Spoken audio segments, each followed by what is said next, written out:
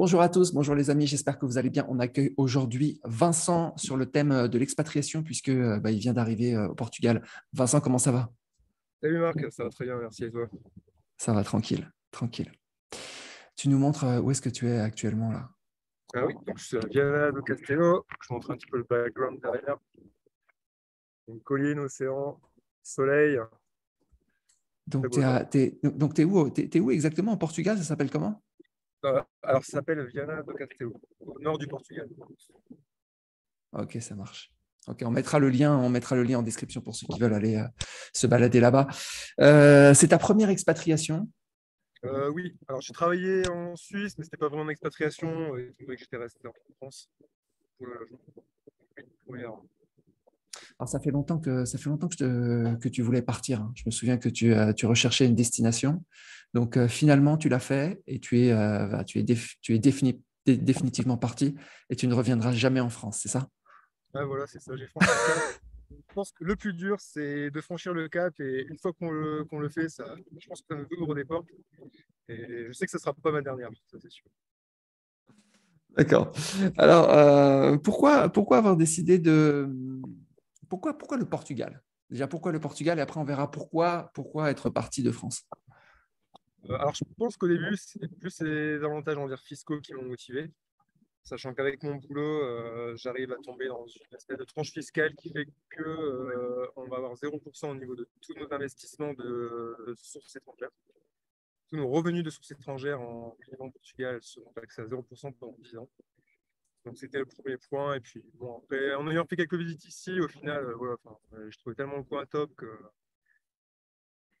Revenus après de les avantages source fiscaux, ça passe vraiment. Ah, attends. Revenus de sources étrangères taxés à 0%. C'est-à-dire, on parle par exemple par exemple, si on investit sur du crowdfunding ou sur du peer-to-peer lending, ce genre de choses, c'est zéro, c'est ça? C'est ça. Et pendant 10 ans. Ah, donc là, tu as 10 ans d'expatriation devant toi. Tu peux rester 10 ans, quoi. 10 ans d'inflation, pas de problème. Alors, je rappelle que le Portugal est dans l'Union européenne, hein, c'est juste à côté, hein. C'est 18 heures de route et on y est. Donc, ça veut dire qu'au lieu d'être taxé à 30% de flat tax, tu es taxé à zéro. C'est ça. Voilà, c'est ça.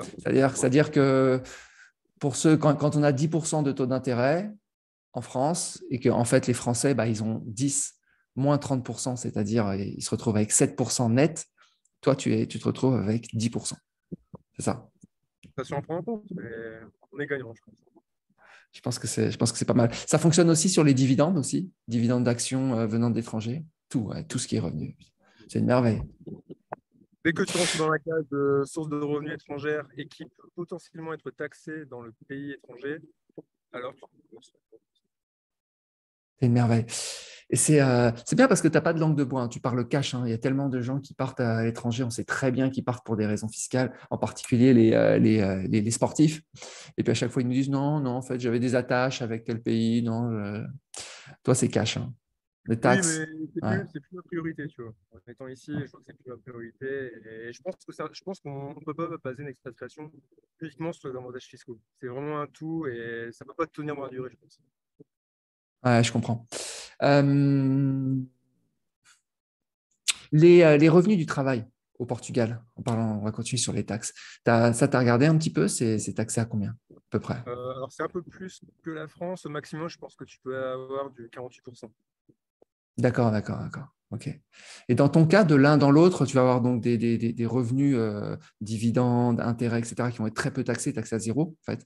Et puis les revenus du travail qui vont être peut-être un peu plus taxés, un peu plus taxés. Donc au final, de l'un dans l'autre, tu as regardé si c'était avantageux. Alors, en fait, je garde mon travail français et je Ah ouais. continue à travailler à distance. Donc, je continue d'être prélevé en France pour mes impôts sur le revenu, mais j'ai un salaire français dans un pays où le coût de la vie est bon. Ah oui, parce qu'on n'a pas parlé de ça, mais le coût de la vie, ouais. Donc là, le coût de la vie, dis-nous un petit peu le coût de la vie. Tu as regardé un petit peu les appartements, tout ça. Oui, bah, des apparts, c'est assez mitigé. Ça dépend le coin forcément que tu prends, près de la mer, un peu plus loin. Mais bon, on peut tomber à 200, 300 euros de moins. Et sinon, au restaurant, pour 10 euros, tu peux restaurant. Ah, c'est La bon grande ça. différence. Là, il y a la plage, là, à côté de toi, c'est ça? Ah, il y a tout. Là, mon dilemme par rapport à Bernard, c'est soit l'océan, soit les collines. Tu penses revenir en France un jour ou... Non. Non, mais je pense faire d'autres pays, ça, c'est sûr. Ouais, c'est fini. La France a perdu. La France perd ses meilleurs éléments, hein. Les meilleurs éléments, déjà, bon, déjà, il y avait moi, déjà. Puis après, maintenant, il y a Vincent. On a perdu, il y avait Bernard aussi. On perd tout le monde. Si vous, d'ailleurs, si vous êtes, si vous voulez vous expatrier ou si vous êtes expatrié vous-même, envoyez un message sur le club. Je fais des interviews. Ok. Donc le Portugal. Donc en fait, tu avais scanné plusieurs. Tu avais hésité entre plusieurs pays ou c'était Oui, comment ça t'est venu? j'avais l'Allemagne, la Suisse et le Portugal dans le scope. Et bon, je pense que voilà, je voulais tester un peu le climat. Je regardais aussi par rapport au coût de la vie. Donc la Suisse étant donné que c'était assez cher. L'Allemagne, c'est un peu entre les deux. Je me dis, bon, on va tester le Portugal. On essaye et on verra. Et puis le temps, le climat, il est carrément meilleur. Je veux dire, entre enfin, l'Allemagne, ça fait pas rêver, quoi. Ah, le sud de l'Allemagne, à Constance, ça fait pas mal. Mais bon, c'est sûr que c'est pas comparable avec le Portugal. Portugal. Alors, il faut quand même s'intégrer hein, dans ces pays. Enfin, moi, j'en Ouais. sais quelque chose vu que je suis arrivé en Espagne. Faut apprendre à parler la langue, etc. J'imagine le portugais. Tu parles pas portugais. Non, non, je suis en train d'apprendre, mais ça, franchement, c'est assez simple, hein. C'est Ah bon? la même tentative que le français. Je trouve pas ça très, très compliqué. D'accord. Ok. Tu as quelqu'un qui t'aide pour t'apprendre à parler portugais? Oui, j'ai une application. C'était pas du tout cette réponse que j'attendais. Ah, Ah, il me voyait la venir, il copine me qui est voyait venir. brésilienne, donc oui, ça m'aide. Dans mon coin, je me débrouille, on va dire. Le fait, je me pose une question par rapport à ça. Le fait de partir en fait en expatriation, enfin moi je sais que quand je pars et que j'arrive dans un nouveau pays, en fait j'ai vraiment beaucoup plus d'énergie. J'ai envie de faire des choses, je suis très enthousiaste, etc. Et en général, c'est là où m'arrivent les meilleures choses.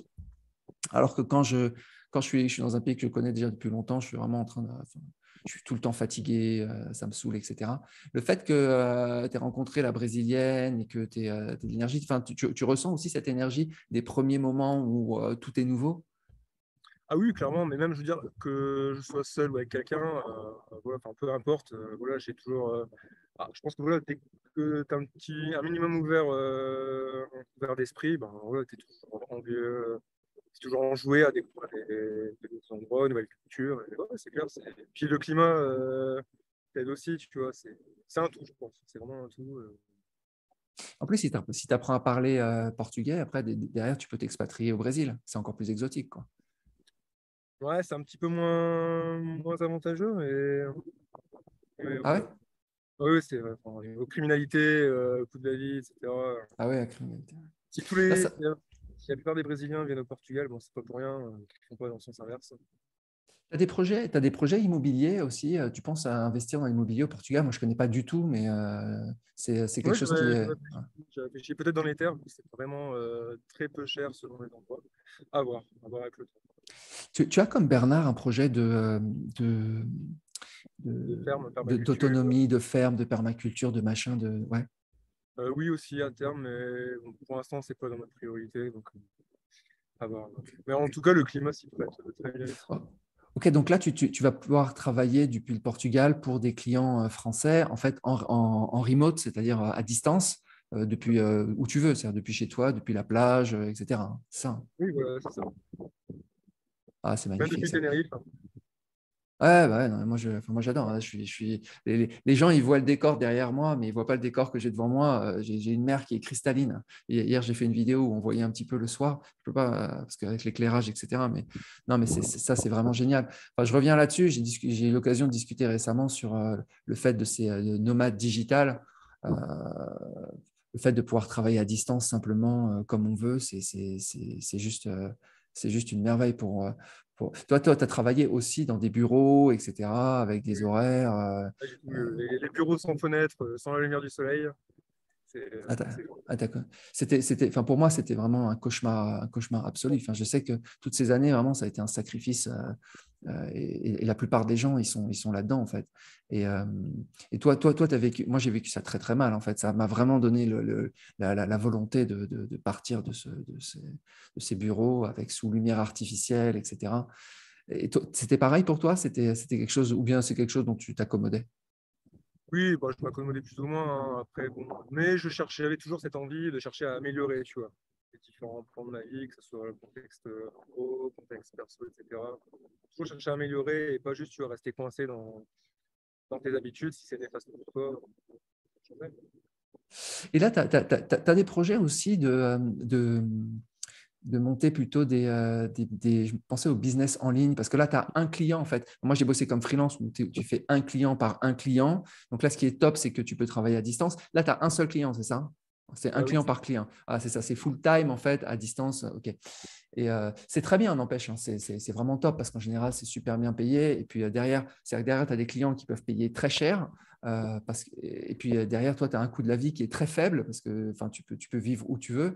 Donc, il y a vraiment un différentiel. Et le différentiel, bah, ces excès de liquidité, tu peux les investir. Et en plus, tu peux les investir à 0%. Donc, clairement, sur plusieurs années, ça va faire une énorme différence.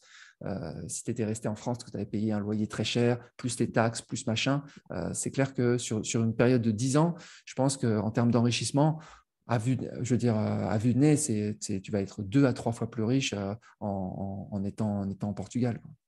oui, c'est ça plus rapide. Alors, j'ai le statut employé, mais pour mon statut fiscal, les freelances ont une taxe maximum de 20%. Donc, ça ne peut pas aller au-delà. Ouais. Ça, c'est au Portugal ou c'est pas en France? Au Portugal. Ouais, ils ont des statuts pour attirer, en fait. Donc, ce que tu dis, c'est que ouais, c'est qu'il y a un statut particulier pour attirer en fait les freelances au Portugal aussi, pour avoir une taxation plus Absolument, faible. C'est sinon ça, c'est hein? difficile de rentrer dans une case. En fait, ils appellent ça, ils ont une liste de métiers à haute valeur ajoutée. Et si tu Ouais. fais ton partie de cette liste, boum, tu rentres dans cet avantage. Ils ont ça aussi en Espagne. Après, ça va vraiment dépendre des tranches. Je ne sais pas au Portugal, mais si tu commences à gagner au-delà de, je ne sais pas, 100 000 ou 200 000 euros par an, des fois, tu sors complètement des cases. Il y a une limitation là-bas ou c'est plutôt genre en dessous de 50 000, c'est bien, et puis au-dessus, c'est un peu plus chaud, ou ça se passe comment? Non, je ne me suis pas posé la question. Je n'ai pas cherché. J'ai D'accord. pas regardé. Non, bah, c'est cool. Non, c'est top. Donc, ça fait combien de temps que tu es là-bas maintenant? Là, une semaine, hein. Une semaine. Là, c'est les premières impressions, hein. Cette vidéo, après, elle va rester. Tu vas la regarder dans plusieurs années. Tu vas te dire, ah ouais. Soit tu vas te dire, voilà, ça a complètement foiré, hein, parce que tu sais, le principe de la chaîne, c'est on fait des updates, hein. C'est-à-dire que les expatriations réussies et les expatriations qui échouent. Donc, Comme tu il y disais, aura, il y aura Bernard, tout le monde va y passer, hein. quand ça foire, ça fait plus de vues, mais j'espère pas foirer. Comment tu vas en fait, le critère pour dire si ça a réussi ou raté, simplement si tu rentres en France, c'est un échec. C'est ça, déjà. Ouais, Moi, c'est vraiment pas c'est non, non, comment je me sens ici, tu vois, au jour le jour, et si je le vis bien, si je le vis mal. En plus, ça, tu as un ressenti perso. Et je pense que même si d'accord. j'ai échoué, voilà, je changerai de pays et j'essaierai, c'est tout, c'est pas grave. On essaye. Le Ouais. principal, c'est Enfin, ouais, donc en même temps, ouais, c'est d'accord. Tu as vécu un peu en Suisse, maintenant tu es, au Portugal. Comment ils sont les gens là-bas? Ils sont sympas. En général, moi, partout où j'ai été, les gens, ils étaient vraiment sympas. Enfin, plus oui, ils sont sympas qu'en super France, hein. accueillants. France, c'est une catastrophe, hein. Enfin, moi, à Paris, enfin, Paris dans le métro, pour moi, hein, je suis désolé, hein, si vous habitez Paris, si vous aimez Paris, je suis vraiment désolé. Mais c'est des fantômes, hein. Tu peux même pas dire bonjour à quelqu'un, hein. Tu réponds même pas. Ils appellent la police. Non, mais c'est vrai. Non, mais c'est incroyable. Essaye de dire bonjour à quelqu'un dans le métro. Tiens, mettez en commentaire pour ceux qui prennent le métro, le RER le matin, le RER A.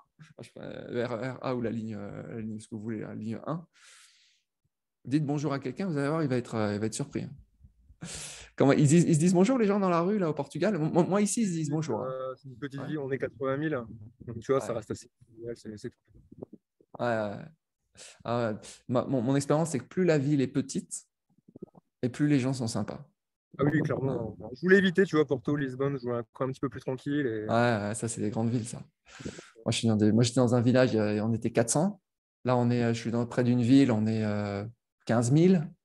Mais 15 000 encore, je pense que c'est la limite. 15 000, les gens, ils se disent bonjour, ils se croisent, ils se disent bonjour. Si tu dis pas bonjour, il y a un problème. 80 000, c'est quand même, c'est quand même une grande ville, hein, 80 000. Il y a de tout, hein. Tu dois trouver des Ouais, restaurants japonais, tout. Il y a ça de donne pas tout. l'impression. Ça donne pas l'impression. Mais, ouais. Il y a pas mal de Ouais. pizzerias aussi, si ça t'intéresse. À pizza, tu dois avoir au moins 80 000, tu dois au moins avoir une quinzaine de pizzerias, non? 150, environ 150 restaurants. 150 restos. Voilà. OK. Ah, mais c'est ça, hein. C'est ça. Excellent, excellent, Vincent. Donc, tu as des. Ouais, je reprenais sur ce truc de freelance. Je ne sais pas pourquoi ça me vient en tête. Tu as l'objectif de continuer en étant indépendant et de travailler donc, pour des clients comme ça et de faire un max de cash, ou bien tu as aussi la volonté de te lancer dans des business en ligne, de multiplier, d'avoir plusieurs clients, plusieurs services à vendre, où c'est vraiment, tu fais ton job tranquille et c'est quoi l'idée? Pour l'instant, j'ai le statut employé, donc pour l'instant, je pense pas à la partie freelance, mais je pense à monter ma société à côté. Alors, soit peut-être du conseil en investissement ou un business en ligne, je vais voir. Mais j'ai envie de travailler quelque chose à côté, ça c'est sûr. Ah, excellent, Profiter excellent. Ouais. aussi. Non, c'est top. Il y avait un sujet dont tu voulais parler en particulier sur ton départ. Comment ça s'est déclenché? Tiens, avec tes amis, ta famille en France, comment ça a été perçu, le fait de partir comme ça, de rejeter son propre pays, quoi. Ouais, non, ça a été bien perçu. Je veux dire, voilà, enfin, je pense que voilà, que ce soit les amis, la famille ou autre, tant qu'on se sent bien, je pense que c'est le principal, que ce soit en France ou ailleurs. Je suis Mm. parti pour mieux et non, c'est bien passé. T'es parti pour voir si l'herbe était plus verte ailleurs, ou bien t'es parti parce qu'il y avait vraiment ras-le-bol de la France? C'est quoi le Non, truc? je suis parti par curiosité, je suis parti pour les Curiosité. apprendre aussi. Ouais, c'était plus. Pas vraiment, enfin, un ras-le-bol. Je pense qu'avec le temps, tout le monde s'en accommode. Maintenant, c'est juste le fait d'avoir le déclic. Tu peux avoir mieux, tu peux changer. Et grâce justement maintenant, avec ces boulots à distance, je pense que c'est bien que les personnes soient au fait que tu peux changer ta localisation. Et ça, c'est juste top. Ouais. Et puis en plus, ce qui est intéressant, c'est que tu es dans l'Union européenne, c'est-à-dire que tu es resté dans l'Union européenne, tu n'es pas parti très loin, Non, c'est mais c'est bien. quand même une autre langue, une autre culture, etc. Et, euh, et pourtant, les systèmes n'ont rien à voir, c'est-à-dire les niveaux de taxes n'ont rien à voir. Il y a des niches, en fait, tu es rentré dans une sorte de niche fiscale, en fait. Ils ont prévu un truc pendant 10 ans pour essayer de faire venir du monde, etc. Donc vraiment, c'est comme c'est une niche fiscale d'expatriation, en fait, ce dont tu parles. Il y a- Temporaire, on en profite. Et on ouais. est là au bon moment, au bon endroit. Et après, Et puis, comme tu me disais, je crois que c'est toi qui me disais, il y avait tu m'avais dit un proverbe, un truc. En gros, tu regardes ce qu'un endroit peut te donner et puis tu prends, quoi. Tu prends ce qu'il y a à prendre. Donc là, il te donne quelque chose pendant 10 ans. Voilà, si à un moment donné, il y a un pays qui te donne plus, bah, tu vas pas hésiter, en fait. C'est ça. ouais, c'est un petit peu ça. Bon, après, ma vie peut changer, hein, tu sais, au niveau voilà, de la famille, du couple, des enfants, peut-être. En fonction, c'est sûr que. Mais je pense Ouais. qu'on a la possibilité de bouger et on peut s'en donner les moyens si ça nous. Si c'est ce qu'on veut, si on veut essayer. Ouais. Qu'est-ce On que n'est tu, pas évident. Qu'est-ce que tu conseillerais en fait à des Français qui hésitent en fait à partir et tu leur parles. Moi j'ai senti qu'il y a un petit peu et dans le bon sens du terme, mais il y a un petit peu d'opportunisme, c'est-à-dire de dire bon, ok, même si on n'est pas, enfin moi c'était clairement un ras-le-bol de la France, c'était plus profond que toi, mais toi tu étais bon, tu étais bien, mais bon il y a mieux ailleurs, bon bah on y va, on va tester, etc. Euh, c'est quoi l'idée? C'est de se dire, faut pas hésiter, faut tenter l'aventure, et puis on verra. Et puis finalement, tant qu'on est jeune, ça passe. Ou bien c'est vraiment d'avoir un comportement très, très opportuniste, plus agressif, en disant non, non, non, il faut y aller à max, faut aller voir vraiment quel est l'endroit qui te donne le plus, et faut pas hésiter à y aller. Surtout si on peut travailler en remote. Non, non, moi, je leur conseille d'essayer au moins une fois. Moi, j'étais vraiment partagé entre appréhension et voilà, plaisir, curiosité. Et une fois que c'est passé, une fois que j'ai fait mon expatriation, bah voilà, maintenant, voilà, je me sens prêt à faire 50 pays, tu vois. Enfin, tu as un espèce de déclic et je pense qu'il faut au moins essayer. Faut pas être agressif. Après, tu vois, on a chacun notre point de vue sur la qualité de vie. Donc, Mm, mm, que ce soit mm. le salaire, que ce soit les activités, etc. Donc ça, voilà, à chacun de mettre son curseur et ses critères, mais au moins essayer. C'est Quel est le, vraiment. quel est le point de difficulté? C'est-à-dire, qu'est-ce que les difficultés que tu as rencontrées dans le fait de partir? Parce que moi, je me souviens qu'on avait discuté, c'était déjà il y a plusieurs mois et je pense que tu as mis en place les choses très progressivement, etc. Et moi, c'était plus brutal. C'est-à-dire que moi, j'ai pris la décision, je me souviens comment j'ai pris la décision de partir. C'était, on revient sur le RER A, c'était Charles de Gaulle Étoile. Je me souviens précisément. Je laissais passer un métro, un deuxième métro, un troisième métro. Ça passait pas, c'était bondé le matin. Ensuite, je suis allé sur la ligne 1 pour faire, c'est juste pour faire donc de Charles de Gaulle Étoile à La Défense, c'est une station de RER. Et j'étais là, je me dis, si je ne peux pas rentrer au bout du 10e métro, c'est terminé, je fais mes bagages, je pars. J'ai compté, je ne pouvais pas rentrer, 10. J'ai envoyé un message sur Facebook, j'ai dit, c'est terminé, je m'en vais. Et pour moi, c'était, voilà, 2-3 mois plus tard, même pas, je crois 2 mois plus tard, j'étais parti. Et je ne suis jamais revenu. Et toi, tu as préparé le truc et quelles Ouais, sont les difficultés que tu as je rencontrées? suis un peu plus prudent, tu vois. Donc, j'aime bien organiser, j'aime bien anticiper. Donc, j'avais vu tout ça, tout ce qui était pas la partie administrative, enfin, si c'était possible en fonction du créneau, etc. Enfin, ouais, après, c'était pas non plus un travail de fond, mais un minimum, tu vois. J'aime bien D'accord. m'organiser. Donc, c'était assez. Il n'y a pas eu vraiment de difficulté, en fait. C'est-à-dire que Non, ça c'était s'est fait linéaire. tranquillement, quoi. Voilà. Après, bon, je pense que voilà, plus l'expatriation arrive, plus tu te rends compte que ça se réalise vraiment. Et c'est là, bon, là, tu te demandes quand même si tu as fait le bon choix, etc. Et bon, après, tu fonces, tu ne te poses pas de questions. Et voilà, il faut que bon, c'est top.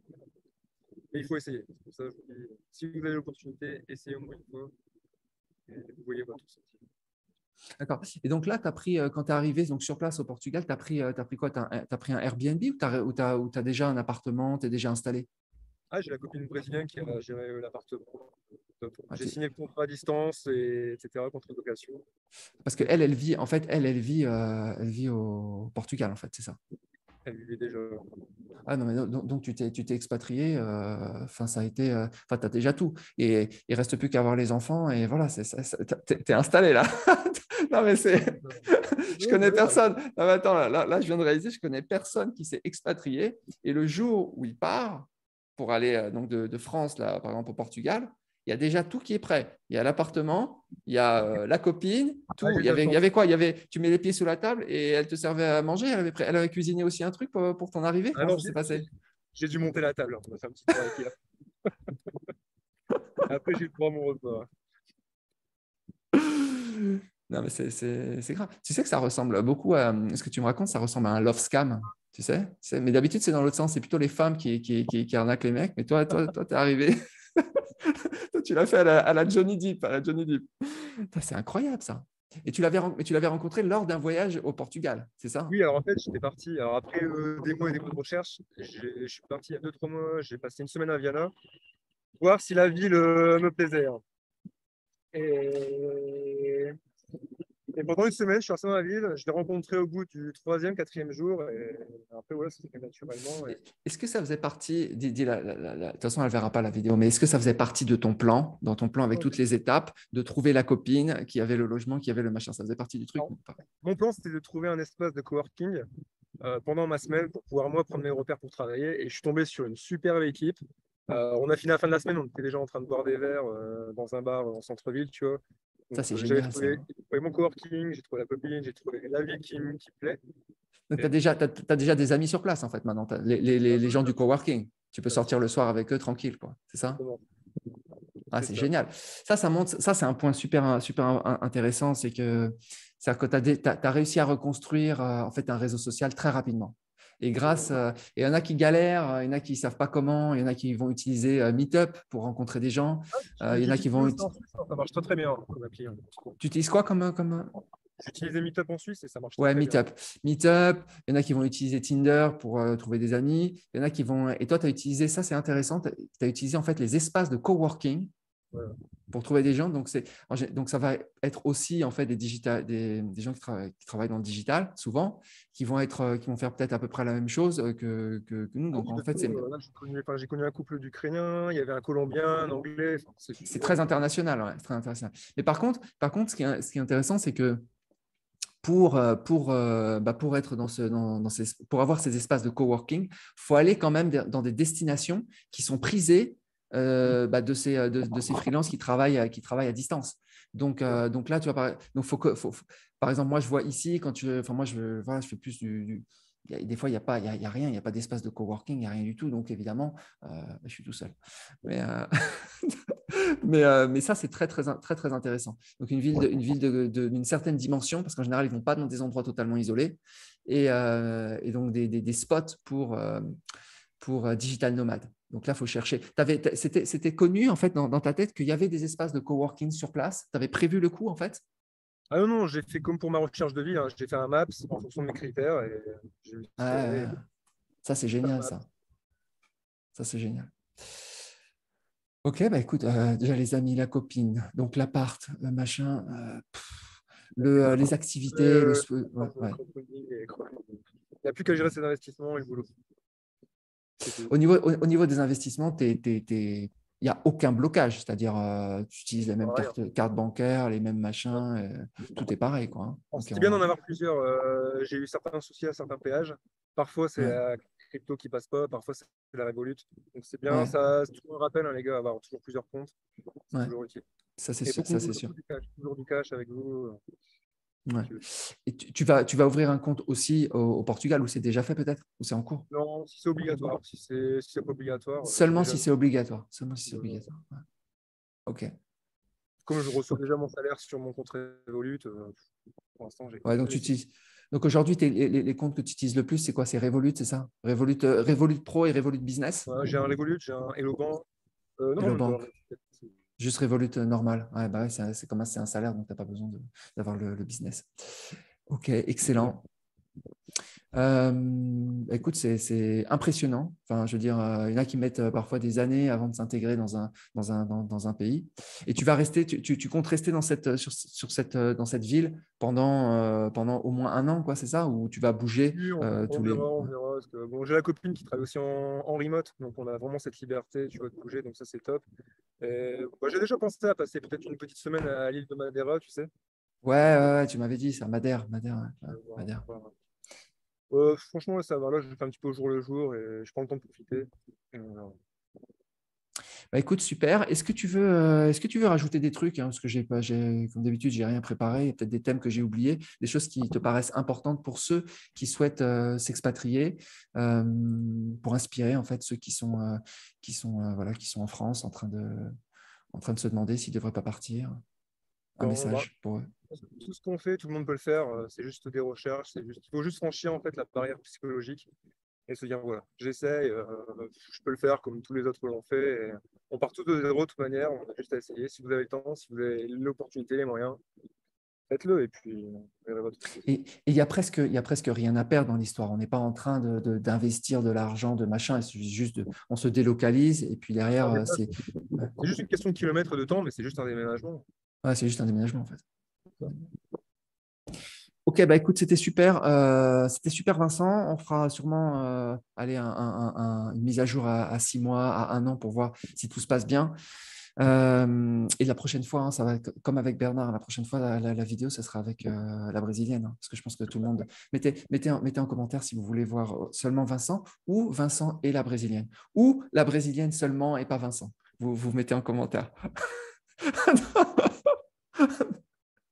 Ok, bon, bah écoute, c'était super. Je vous souhaite une très bonne journée et je vous dis à bientôt. Ciao.